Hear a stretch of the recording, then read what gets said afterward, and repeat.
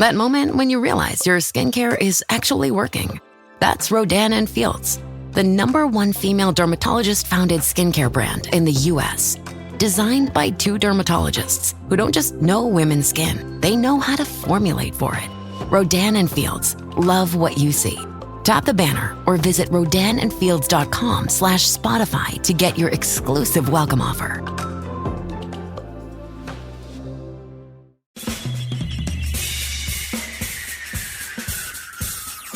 This is The Other Side of Midnight with Frank Morano. They're running a strange program, y'all. Now, here's Frank Morano.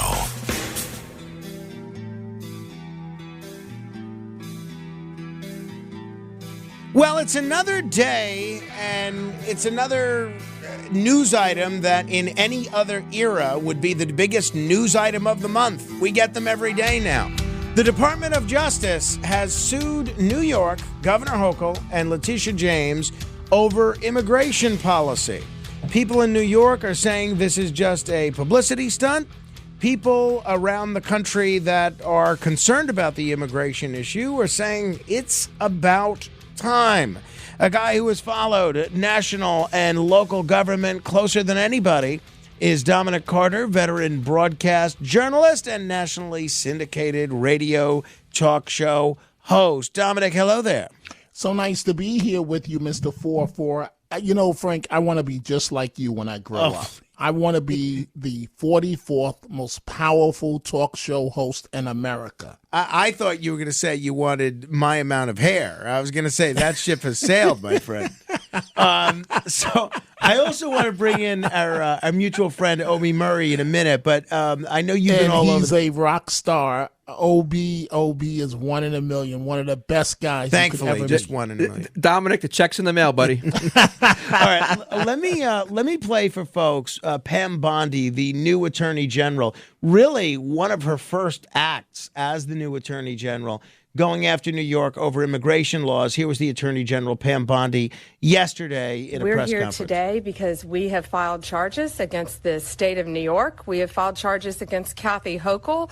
We have filed charges against Letitia James and Mark Schroeder, who is with DMV. This is a new DOJ, and we are taking steps to protect Americans, American citizens, and angel moms, like the mom standing right behind me, who you're going to hear from in a moment.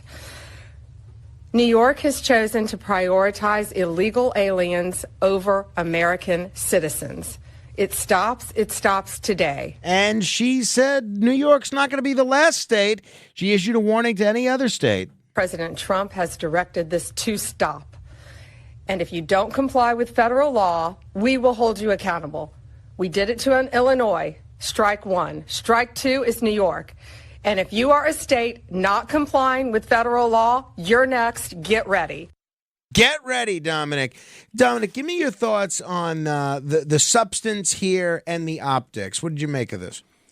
I think, I know some will disagree with me, but I think it's all substance. You cannot have a federal policy from a new administration and then rogue states doing whatever they feel like, going the exact opposite of what the policy is.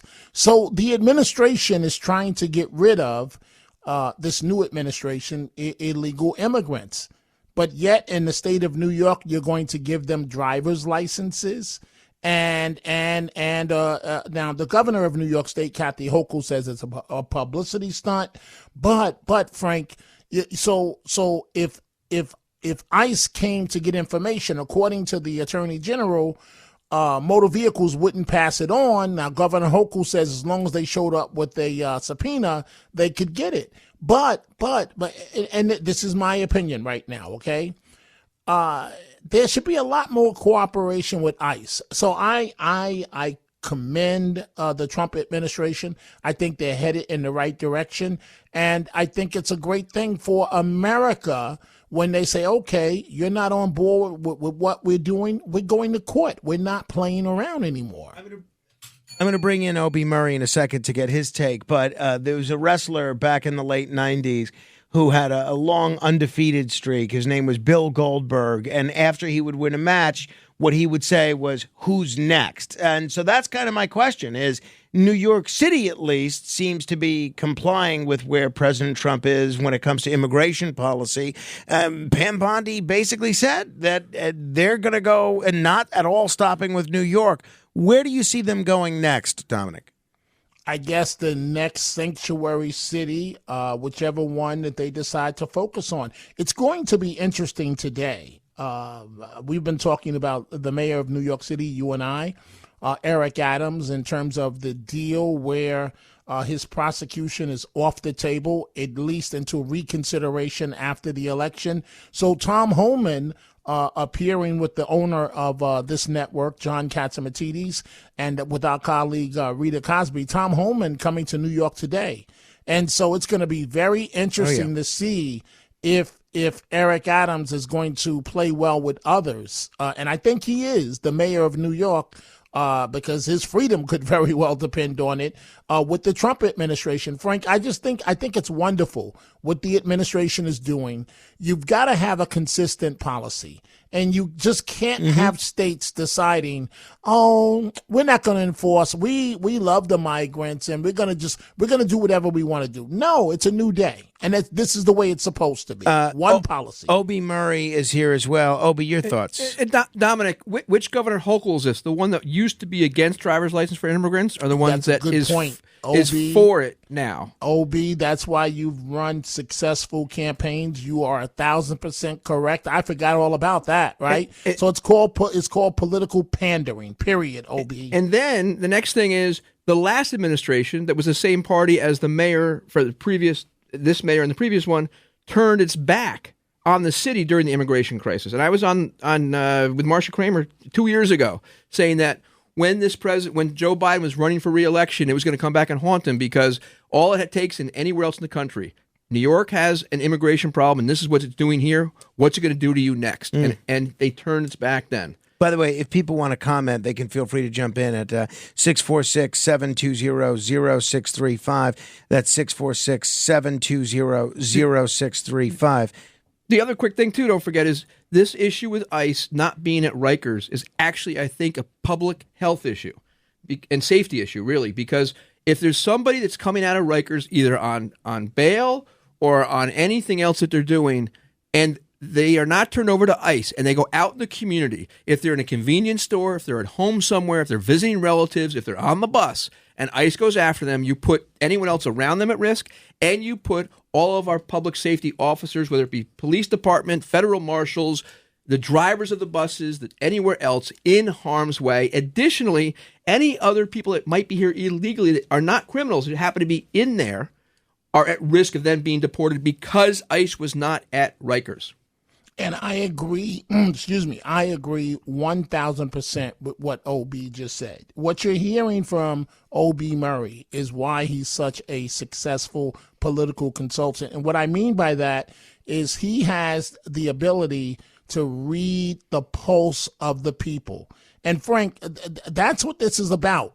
So Democrats can scream bloody murder all they want to, and not all Democrats agree with the policy of kumbaya for migrants. So let's be clear about that. It's a new day. Trump came in with a mandate. The mandate of the Laken Rileys of the world, the Georgia student that was murdered. The migrants have to go. There has to be one consistent policy. You cannot be undercutting the federal policy and just doing what you want to do. And Obie is so correct. Governor Hochul has pandered on this issue of driver's licenses, and it's time that officials be called out. Period. End of story. Full stop. Dominic, before we let you go, I just saw a headline. I don't mean to laugh, but it is sort of funny that Stephen A. Smith, who is primarily a sportscaster, but he's taken to commenting on anything and everything. Apparently, he says that he would strongly consider running for president in 2028 or at some point in the future. The president is term limited. Is Stephen A. Smith the next person to take on the mantle of the presidency? Well, he could join The Rock and everybody else. He's absolutely delusional. Listen, Stephen A., you're a great sportscaster. I know you think you know everything, but homeboy, you don't. Stay in your lane. Your lane, because you're not even that great at politics. Stay in your lane. You're making a lot of money in sports. Stay there. Leave the political thing to those of us that's been doing this for a long time. That's a joke, Frank, and it's a bad joke. Dominic Carter, thank you, my friend. Thank you. And to my man, Obie Murray, he is the real deal, and you guys are going to have a great time, and the listeners are in for a great treat this morning. The show's going to go like the snap of a finger because you guys are magic together. Hey, Dominic, it's not checking the mail. It's already been Venmo'd. Thank you, my friend. Dominic Carter. If you want to comment on any portion of our conversation, you can jump on board at 646-720-0635. That's 646-720-0635. Obie Murray's going to stick around for the hour. Now, if you're relatively new to the show, who's Obie Murray? Obie is a veteran political consultant. He's worked with Democrats, Republicans. He's also a crisis communications strategist, and he's somebody with an interesting take on all the news of the day, and one of my favorite guests because, you know, we've had a couple of guests like Fred Rubino that are smart enough to wear the Other Side of Midnight t-shirt when they come in studio. Obie is the rare breed that wears the Other Side of Midnight t-shirt and cap. So that's why he's one of our favorites. By the way, just speaking of Stephen A. Smith, and I don't know where the Stephen A. Smith presidential thing is going, but it's funny to hear Dominic say that he's not even that great when it comes to, you know, talking politics. I like Stephen. I haven't seen him in several years, but he was always nice to me, so I kind of feel bad saying this. But when he was working at ESPN, he was trying to break into political talk, and I would have to produce his show. I cannot even begin to tell you the amount of effort that went into explaining to him what was going on in the world to make him sound semi-coherent. And now he makes up for a lack of knowledge, and I used to find this with sports as well with him. He does make up for a lack of knowledge with an incredible amount of energy and an incredible charisma. Does that translate to the presidency? I'm not so sure. Thoughts on the Stephen A. Smith 2028? I think we've learned now that one of the things, I was talking to Rita actually off air beforehand on an earlier show, but anybody today that's running for office has to be able to speak to the press themselves, not from a spokesman. Well, he can do that. He can do that. And one of the things that everyone underestimated President Trump on was that he has done this in live audiences that he thrives off of, but he did it at those board tables on The Apprentice with no audience. And therefore, when it came to debates with no crowds, they forgot he had that. So the media training that that Vice President Harris didn't have and needed, President Trump had it, and Smith has it too. He can deliver a message that cannot be underestimated going forward. We're going to get into it with Obie Murray and your phone calls. 646-720-0635. That's 646-720-0635. This is The Other Side of Midnight. Straight ahead. The Other Side of Midnight with Frank Morano. My cat Freddie loves to be brushed and cuddled. But stirring up his cat allergens meant sneezing and itchy eyes. Then I found Purina One Live Clear. It's cat food that reduced the major allergen and my suffering in as little as 21 days. Now, we feel closer than ever. If you have issues with cat allergens, you really need to try Purina One Live Clear. Try new Purina One Live Clear today. Purina One, a difference from day one. How does PwC take your company to the leading edge? They bring the sharpest minds in tech to your team, so you can bring the ideas that will transform your business. They're passionate about your industry, so you can walk into any room with every advantage. And they're with you every step of the way, so you can know you're headed in the right direction. PwC builds for what's next, so you can get there now. Get started at pwc.com/us/leading edge. This episode is brought to you by Loom by Atlassian. Are you feeling stuck at work? Get your team unstuck with Loom video messaging and move work forward. Use Loom to simultaneously record both your screen and yourself to share a quick update, provide feedback, train a colleague, and everything in between. Plus, add Loom AI to your meetings for instant written notes and recordings. Try Loom today at Loom.com. That's LOOM.com. This episode is brought to you by GMC. When you have 4 new tires, every drive feels fresh. Right now, buy 3 select tires and get 1 for just $1 during the GMC Certified Service Fresh Start Tire Event. Visit gmc.com/service offers or see dealer for full details. At participating U.S. GM dealers only. Highest or equal value tire will be $1. Offer ends 5/31/2025. Not available with other offers.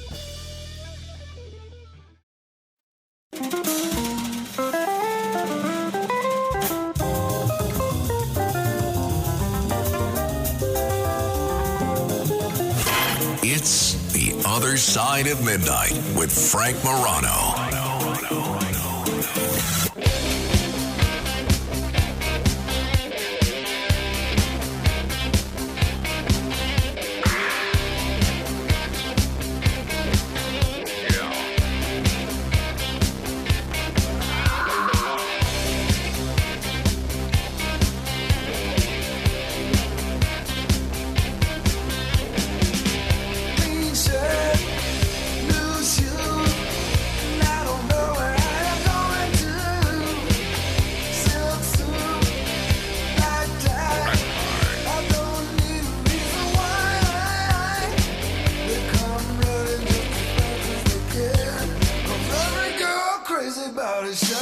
Yes, Sharp Dressed Man by ZZ Top. I am sitting next to a sharp dressed man in the person of Obie Murray. This song, though, is a bumper music request from our listener of the week, Janice Xavier, who is just an incredible supporter of this program and a great person from all accounts. So, wonderful selection. I had to buy Janice. this hat and T-shirt just for the record. If anyone's listening, it was not a gift. I bought it.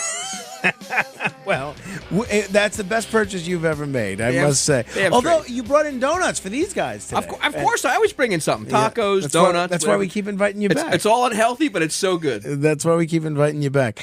You also gifted me a cigar off air, which was nice. Made me even happier that we invited you. I'm going to smoke it on air if we could. Oh, please. Yeah. In the days of Rush Limbaugh, he had, I think, a special air filtration system.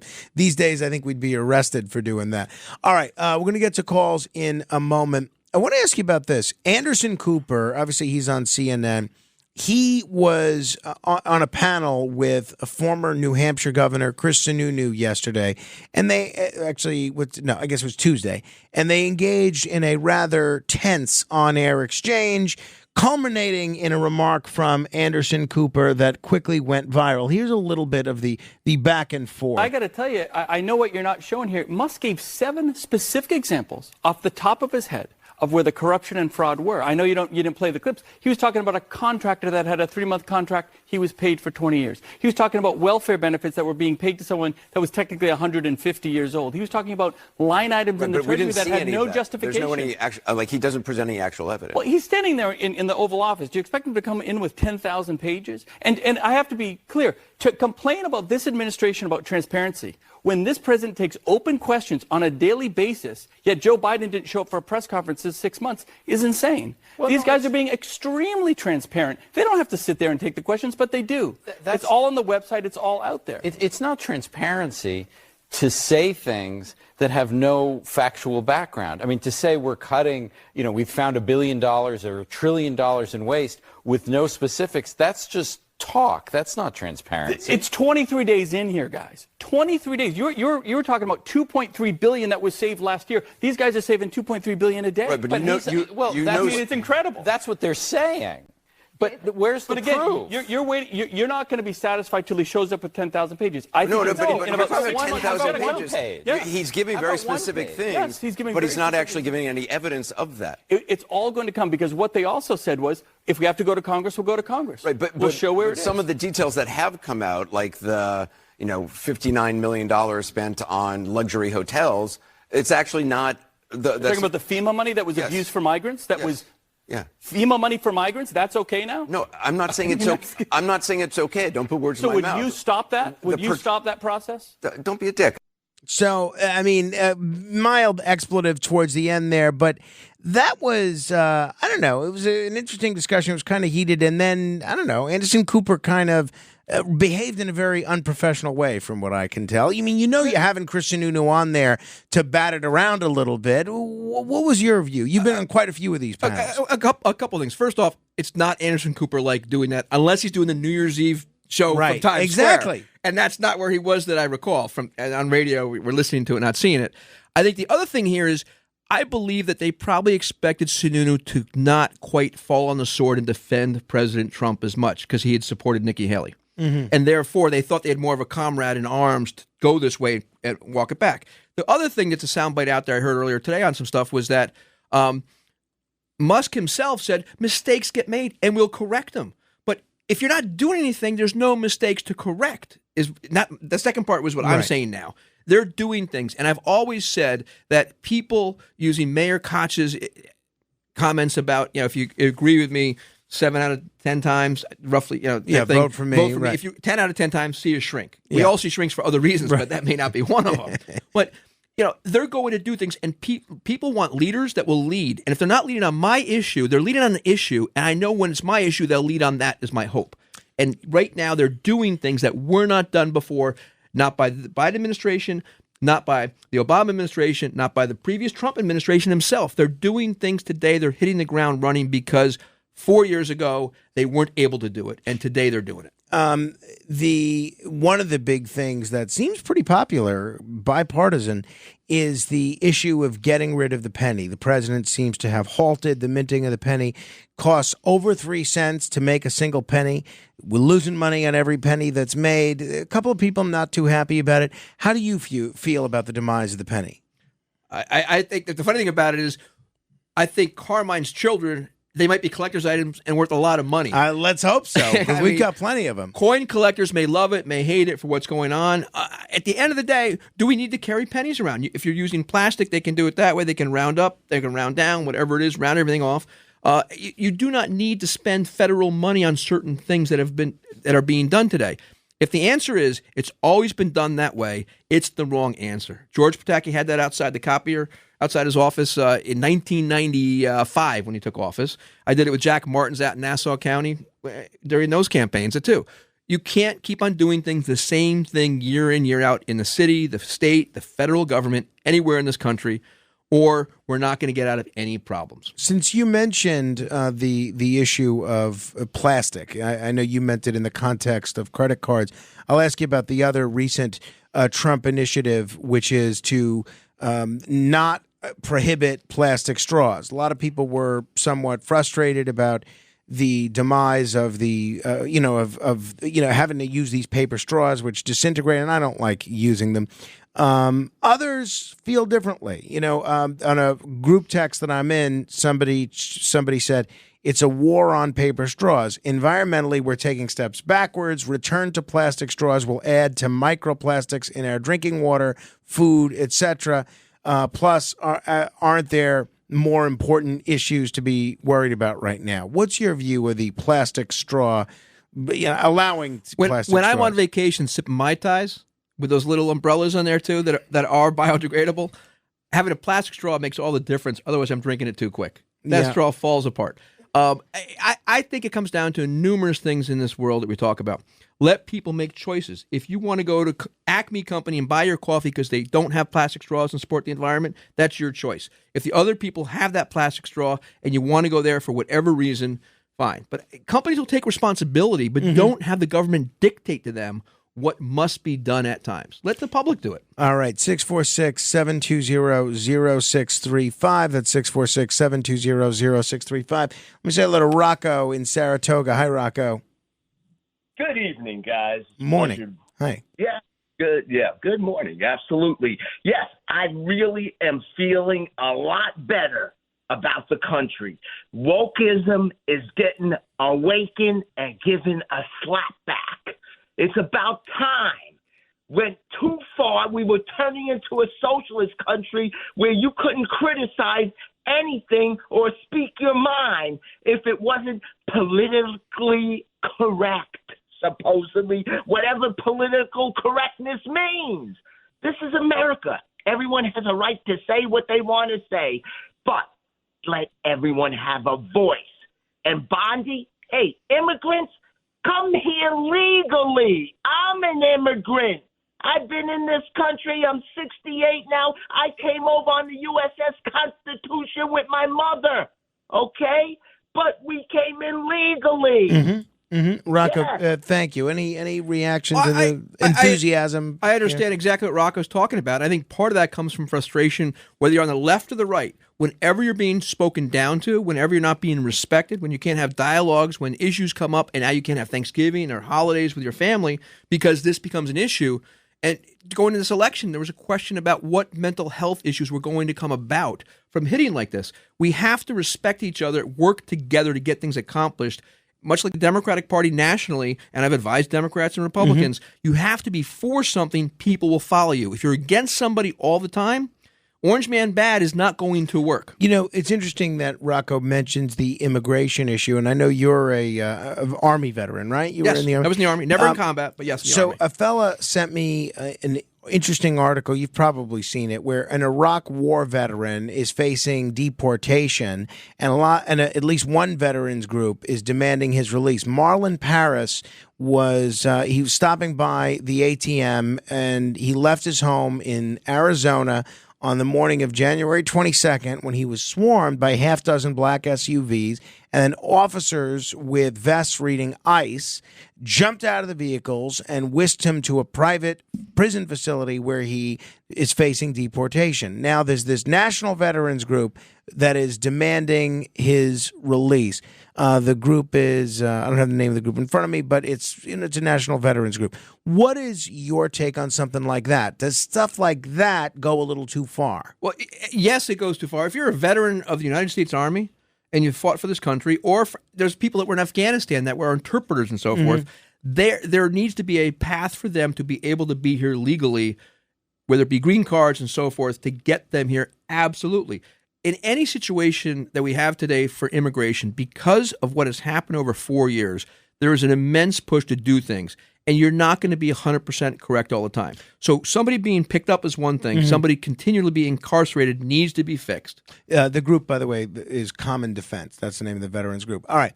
I'd be curious, why do they pick him up? There's got to be a reason why they continue to have him. And I'm not sure why that is. I mean, it's not clear to me either. I mean, so far we only have his version of the story. We haven't heard yet. We need Paul Harvey and the rest of the story. Exactly. Hey, before we get back to the calls, did you watch the Super Bowl? What did you do for the Super Bowl?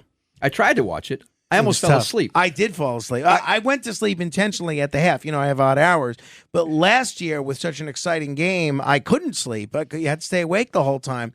This year, when it was 24-0, I said, all right, well, I'm going to sleep at halftime. And I got an hour nap or 2-hour nap. It was delightful. I have a friend of mine who I watched the game with who's not a football fan, who loves watching it. And it's like, oh, it's great. All these turnovers and all this excitement. And she was the only one I know who liked the game. Everyone else, male, female, men, women, old, young, were like, oh, it was a terrible game. Unless you're an Eagles fan and love the Eagles, even then you're like, it was a boring game. We're glad we won. Yeah, even John Katzimatidis, our owner, said, and I don't think you could disagree with him, that it was the worst Super Bowl that he's ever seen in his lifetime, which I think a lot of folks would say. But anyway, now... How many people Googled where there was 0 points scored by anybody in the Super Bowl at some point, and you figured out, I think it was off the top of my head, was it Tampa Bay? They got 3 points years ago at some point, and I apologize if it's factually incorrect, but there was something like that. I think one team had 3 points or less than 10 for sure. Anyway, the Eagles are the champions now, and one would assume that they're going to visit the White House and have a celebratory event with the president. That's traditionally what Super Bowl teams do. Is that what's going to happen now? Well, there's stories now that the team captain's saying there'll be a team vote on whether to go or not. And I think in the past, teams have gone and individuals decide to attend or not.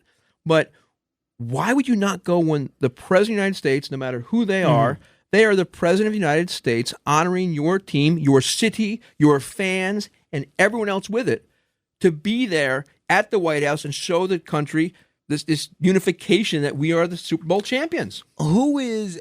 But have they already been invited, or is it just assumed that invitation? When will come? the invitation comes, the team will vote. Is what they're saying at this point. Gotcha. But it's a little ridiculous, isn't it, that they're going to have a vote about whether to go or not? Why would they do that? Now, maybe all teams do vote, and that hasn't really been said before, and I haven't heard that. I've heard where certain players decide they don't want to go, and there are other players that are in the offseason somewhere else when the date comes up and so forth. We also recall when the Giants went and had a big party in Washington, and it didn't work out great for all the attendees, as it were, when they were in Washington. Some things were going on down there. Interesting. But go to the White House, celebrate your victory for the country, and also use this as a time to unify the country. What's Michael Smerconish going to say if the Eagles don't go there and they go against this president when he's all about unification and mingling and bringing the world together? How much of that is due to the Philadelphia fan base, a lot of them being anti-Trump? Well, I think you're talking about Philly, but don't forget, Pennsylvania went for Trump. The swing state swung his way decisively at this point. I mean, Fetterman, the U.S. senator from there, supports Trump more than other Democrats at this point. I just find it hard to believe that you can go and be quiet. You can go and after you're there, say something you disagree with. You're not saying you agree with the person in office, not, right. no matter who they are.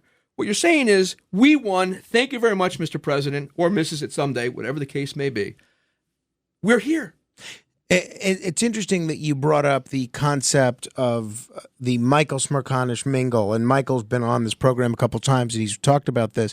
One of the things that I've sought to do on this show and in life, quite frankly, is to facilitate conversations with people that may not see the world the same way, whether it's just a political difference or, a person that's old and a person that's young, a different race, different religion, whatever. And that's why when I see stories like this, I get very frustrated, and it makes me want to throw my hands up in cynicism. Outraged upstate New York parents took over a school board meeting this week demanding to know why their elementary school children were exposed to an LGBTQIA plus book that included depictions of naked people and bondage enthusiasts. Now, a large and animated crowd of parents gathered in a Monroe County auditorium on Tuesday and voiced their concerns to the superintendent about their young children having access to the book, The Rainbow Parade, a celebration of LGBTQIA plus identities and allies. Here's a little bit of this board meeting, which pretty quickly descended into chaos. We are here at our board meeting, right, conducting our business. You guys are. It's our board meeting. She said it. She said the truth. She said the truth. Have a motion? Thank you. No.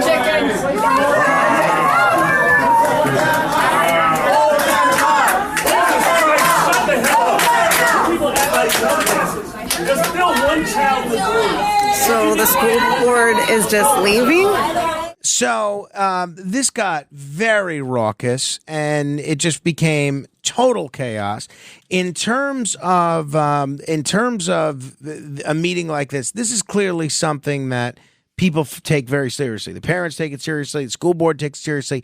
And this is an issue that's easy to understand. It's not like tax reform or tariff or trade policy. This is something that people have a visceral, emotional reaction to, especially when we're talking about students who are shown the book when they're between the grades of 1 and 5, meaning, they're roughly between 5 and 11 years old.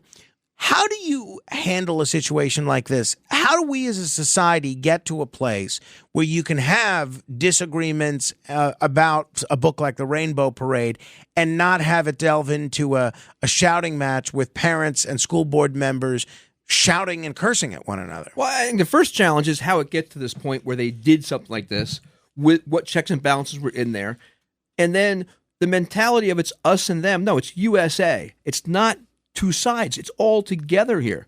And the thing I'm amazed at these times is when people speak. My dad was in the Village Board of Trustees up in Briarcliff, up in Westchester, and I went through these things where people would speak out against my father or other people at times at the end of the meeting, and you sit and listen, and you let them speak their piece. They have the right to speak their piece to public officials. When they stand up there and they read something out of these books that are for the children, and the public officials say you're out of order, you can't say that, like, wait, my kids are reading this. You're exposing my kids, and now I can't say this on public air? That kind of doesn't pass a smell test for what kids should and shouldn't see at this point. And beyond that, Meghan McCain has said very clearly on Mark Halpern's, who's been a guest of your show too, but that the Democratic Party during COVID turned her off so much with the children and this whole RFK Jr. aspect of make America healthy again at this point is really, what about our kids? And you can't dictate to parents how to raise their kids, which is what the problem may be for a lot of the country. Yeah, no doubt about it. But in terms of how you can have civil discussion without parents and other or people, you wouldn't have to make a parent, delving into chaos and screaming at each other and cursing with one another. How do we get to that place? There's got to be leadership that does that. There's got to be people that could be divisive at times, but are unificators. They unify when it comes time to govern. You can, during a campaign, be divisive, go after people, and afterwards, you've got to have respect for the governing side. If losing has consequences. When you win a campaign, you can do things. Whether you're a legislator or whether you're the president or a governor or a county legislator, county executive, anywhere in the country, you have to be able to unify people. And can your campaign win by finishing with that the day after the election? And if it can't, then what do you do to fix it? You reach out to the other party and bring somebody from the other party onto your payroll, so to speak, and onto your team. Lincoln, and it's been well written about, team of enemies. You bring your former opponents together and lead by example for civil conversations. If you can't be civil, how do you lead? 646-720-0635. David in the Bronx wanted to comment on the Pam Bondi lawsuit. Hi, David. Yes, good morning, gentlemen. Morning. I would like to say this. I listened to what she said, and I listened to an article about this also. I would like to know exactly what she means by charges against the governor. Does she mean criminal charges? Does she mean civil charges? Civil. Is she going to be asking for fines? I mean, we're talking about taxpayer money here. And, I think what's actually happening with Ms. Bondi and with what the Trump administration is doing on immigration in general is a lot of showboating and not much in the result department. They've been flying people on military flights, which, as you know, cost triple or quadruple what they would cost if you sent those people down on charter flights. And these are people that were already in custody under the Biden administration. Where are all these mass raids we've been promised? What are they actually doing? I mean, I understand that it's disruptive to the economy, to the farming economy, and to other things. So if they're serious about this stuff, when are they going to actually do all these mass deportations that we've been promised? And I'm not for them, but I mean, I'm worried that we're looking at an administration, and your guest keeps talking about unity. Donald Trump isn't using the language of unity. He still is calling people on my side all kinds of names. I don't appreciate being called a communist and a socialist because I don't agree with the president. I mean, that's what he's still doing. I mean, how do you account for that, Mr. Obie Murray? David, I'm happy to. First off, David, you are not a communist. You're an American. You believe in the country. You believe what you believe, and that's fantastic. It's how we have these conversations. And you called earlier today on another show, if I'm not mistaken, because I heard. No, I did not. Oh, I apologize. I'm not calling you out for it. I'm saying that I believe I've heard this sort of comment before, and if it wasn't you, so be it. That's great. But I do know that it's civil, not criminal, and she did have to correct her statements about what she had said and where it was. I also think she's been on the job such a short time right now. She is now getting things in order and doing what she can, whether we like them or not. The massive raids are also something that were promised by who and to what extent. Right now, the focus has always been, and I think we'll hear more about it tomorrow, and it was talked about on the Catsimatidis show earlier with Rita and John Catsimatidis, but that they will first go after people here illegally that are criminals, and define criminal and what that is one thing. But beyond that, if you are with a criminal, not that you're criminal, but if you are with a criminal who gets arrested and you're here illegally, you could likely be brought down as well, which is why I said earlier they need to be at Rikers with ICE so those individuals don't go into the community and put people in harm's way. Mass raids are not safe for neighbors. Yeah, go ahead, David. All right. So how do you feel when it reaches the point where, because, Mayor Adams supposedly will be giving them permission to do this now that he's basically being blackmailed by the Justice Department. How do you feel about them going into public schools to take children that are not citizens? Because apparently that's on the menu at some point. Well, I think one of the challenges, I don't believe that they will go into do that in schools. what is happening is when parents are somewhere, they will be separated from their children, much like if they come across, if somebody is out tomorrow, Mrs. Jones or Mr. Smith are out tomorrow and with their kids, and they get arrested for DWI, they get taken in and their kids get separated from them at the arrest point. That's what we're talking about. I don't see ICE going into the schools and pulling children out. I see children being at school and their parents were taken in by ICE because they're here illegally and they were criminals at this point. I think that's part of the misnomer. Correct. Yeah, I hope you're correct on that, David. because I think there's going to be a backlash if there's photographs of children being taken into custody. David, thank you for your answer. Thank you. Appreciate it. Thank you, David. All right, 646-720-0635. We will continue with your calls and more straight ahead. The Other Side of Midnight. Parents of tweens, if you're familiar with far-off drop-offs... Dad, stop, right here. Or get DMs about what's for dinner, you may be experiencing tween milestones. For your son or daughter, these can start at age 9. HPV vaccination, a type of cancer prevention against certain HPV-related cancers, can start then too. For most, HPV clears on its own. But for those who don't clear the virus, it can cause certain cancers later in life. Embrace this phase. Help protect them in the next. Ask their doctor today about HPV vaccination. Brought to you by Merck. Anyone can follow. It takes something special to be an original. Which is why the 2025 Lincoln Navigator SUV arrives with new ways of surrounding you in luxury, including the ultra-wide 48-inch panoramic display and the multi-sensory Lincoln Rejuvenate experience. A true original never stops evolving. So meet the 2025 Navigator, the original that's all new and better than ever.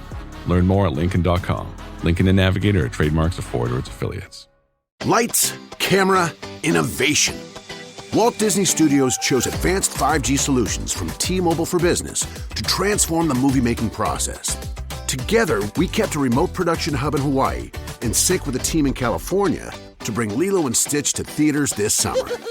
This is picture-perfect collaboration. This is Walt Disney Studios with T-Mobile for Business. Take your business further at T-Mobile.com/now.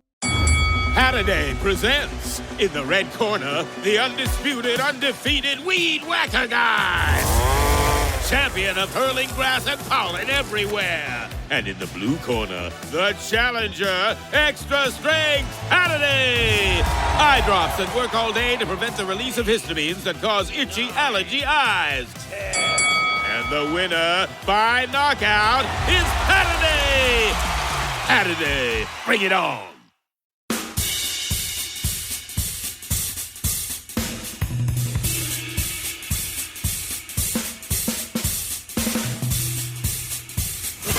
It's The Other Side of Midnight with Frank Morano.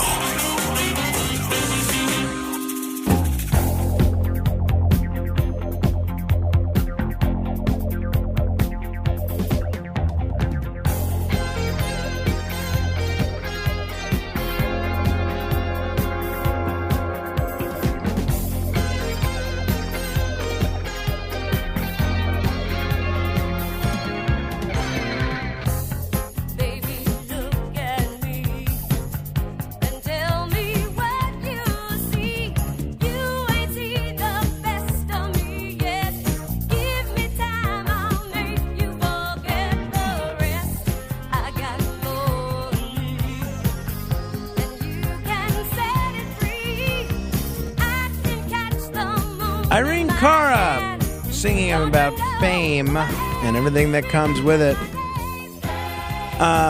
Two of my siblings went to that school, LaGuardia. Fine school, if ever there was one. They dance as well, Frank? No, one was a musician and one was involved in stagecraft and things of that nature.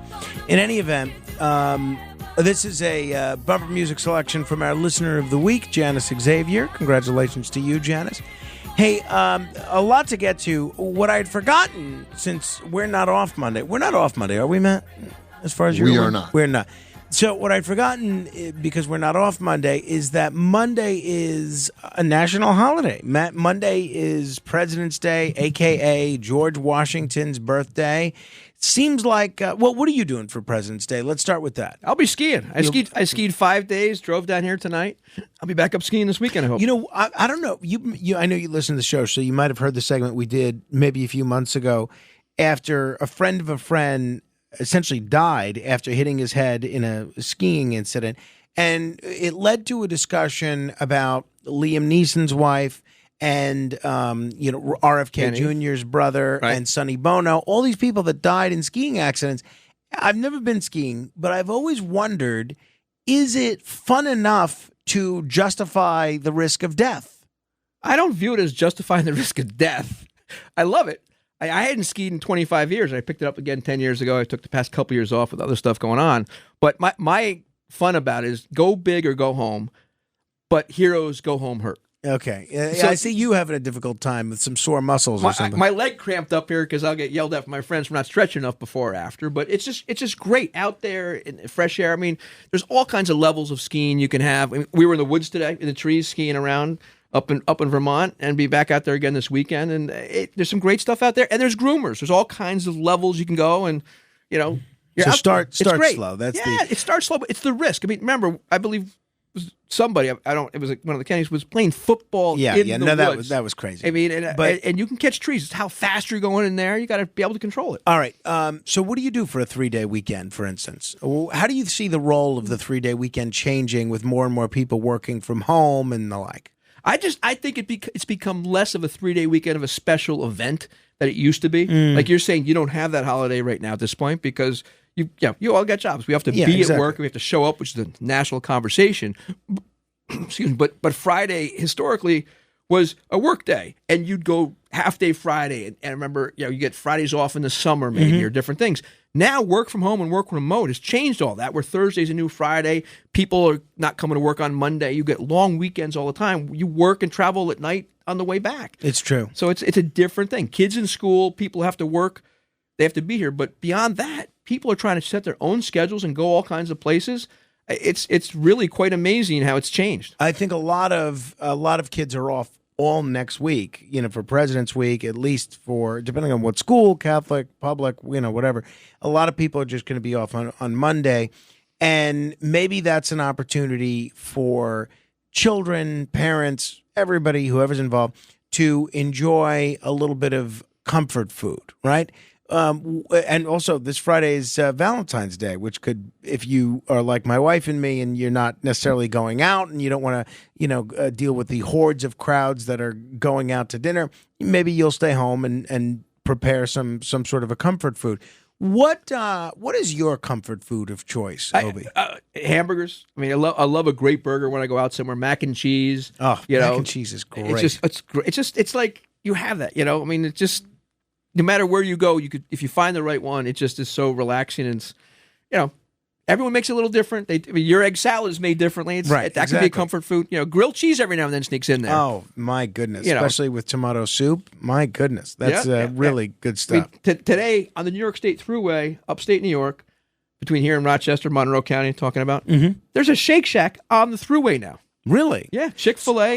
Are you as into Shake Shack as everybody else is? I got the app. What is the app? Well, you get to order ahead of time. You show up and get it. It's terrific. So it's people. The enthusiasm that people have for Shake Shack is off the charts. It's off great. the charts. I much rather have a local great burger place when I'm traveling. There's some great places upstate New York as you drive around, or Vermont and different places. I used to call this guy Gene up in upstate New York when I was at 15 minutes. Say, hey, Gene, and he's like, you'll be here.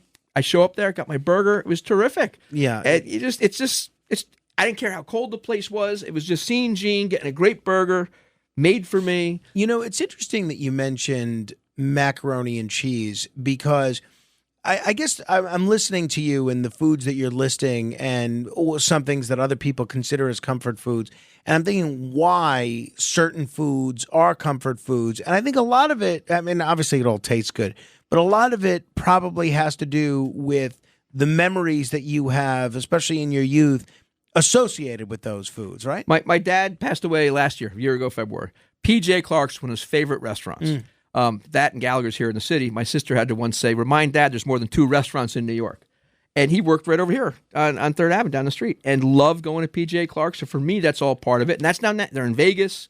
They're national at this point. It's just terrific, and that's part of it. But, a bacon cheeseburger with grilled onions, can't beat it. Yeah, no, unless you're not wanting to see a cardiologist. That's just I just don't tell my cardiologist. 646-720-0635. 646-720-0635. Jacqueline in Brooklyn has been patiently waiting. Hi, Jacqueline. Good morning, Frank. Hi. And hello, Obie. It's nice to speak to you for the first time as well. Thanks for calling. Yes.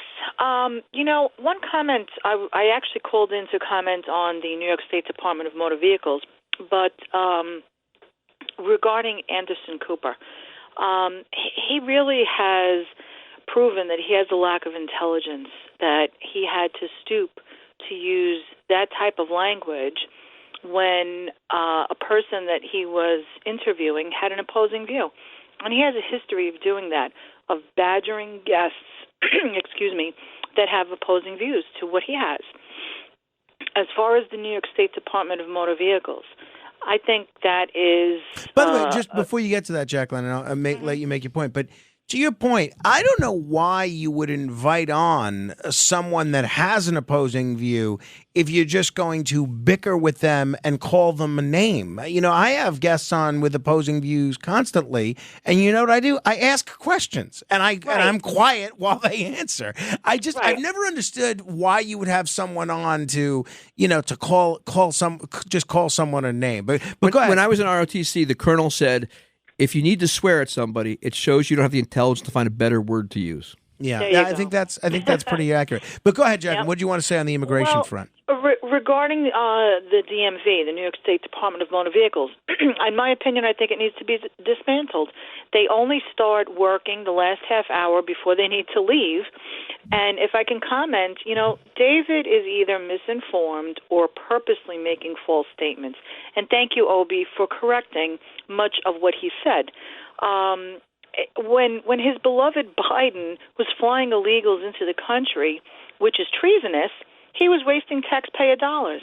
And I never heard him complain about that, nor did I ever hear David complain about taxpayers being double charged for 5-star hotel rooms to house these illegals in.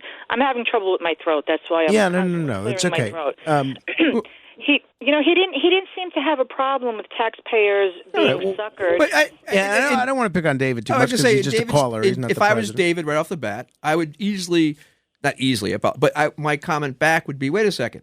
I talked about this and this and this instead of that. Whatever it was for something or against something, just because somebody was silent on something else and doesn't mean that they didn't object it or didn't object to it or means they supported it. They just spoke about other things. So I wouldn't necessarily hold any caller to saying, wait, you always said this, but you never said this as part of it. But that's also part of let's come together and say what can be done. By the way, I've been to the DMV, and they've done some great stuff for me, too. Jacqueline, so it depends where we all live and where we are. Obie, as is always the case, whenever you're in town, the hour has just flown by.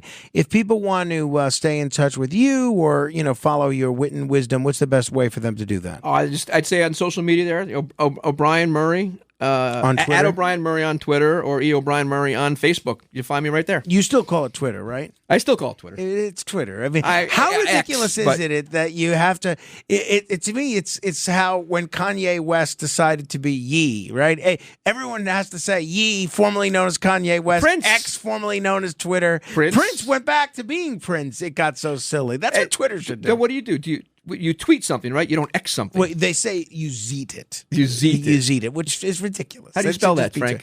X-E-E-T, apparently. But there you go. So E. O'Brien Murray on Twitter, on Facebook, wherever social media platforms are sold. Thank you, my friend. Thank you for the donuts as well. And thank the team for having me. I appreciate it. You guys are always great. Hey, if you want to comment, you can certainly do so. 646-720-0635. In the words of the great Bob Barker, help control the pet population. Get your dog or cat spayed or neutered.